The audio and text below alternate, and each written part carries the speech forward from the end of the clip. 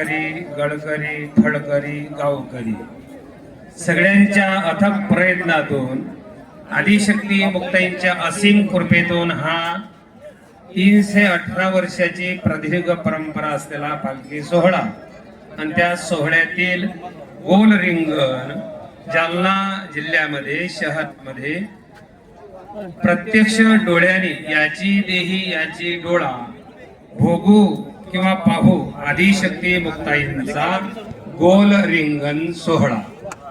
आणि म्हणून आपण अतिशय पहिले तर वरुण राजाचे आभार मानू की काल तब्बल दिवसभर यालाच आदिशक्ती मुक्ताबाई म्हणतात।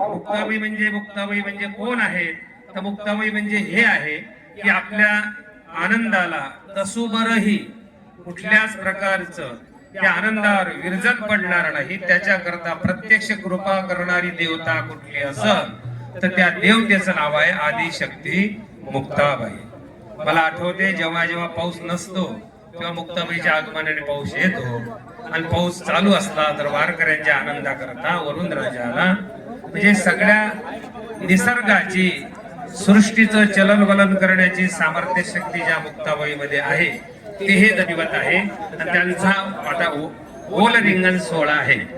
दरवर्षी पालखी सोहळ्यामध्ये रिंगण होतच असते, कधी मेंढरांचं होते, कधी उभं होते, कधी गोल होते। पण जालना शहरामध्ये इथल्या प्रशासनाने दिलेलं सहकार्य, इथले सगळे लोकप्रतिनिधी, सगळ्या पक्षाचे पदाधिकारी, इथले खासदार, इथले आमदार, त्या सर्वांनी अथक प्रयत्नाने हे सगळं आपल्या समोर उभं केलं। त्या सर्वांना सोहळ्याच्या वतीनं धन्यवाद आहे। आता आपल्याला एक विनंती आहे, हे रिंगण चांगलं व्हावं, देखणं व्हावं, मीडियाच्या माध्यमातून सर्व जग विश्व हे रिंगण पाहत आहे याचं भान ठेवून इथल्या सगळ्या उपस्थितांची जबाबदारी आहे। यामध्ये आपलं शिस्तीचं योगदान प्रत्येकाने दिलं पाहिजे, ते द्यावं। सर्वात त्या गोल राऊंड मध्ये कोणी थांबायचं नाही। टाळकरी मंडळी, आता टाळकऱ्यानंतर पताकधारी आणि बाजूला सगळी प्रेक्षक मंडळी, एक याच्यामध्ये 2 अश्व असतात, एक जो रिकामा अश्व असतो तो रिकामा नसतो, त्या अश्वावर आदिशक्ती मुक्ताबाई आरूढ आहे।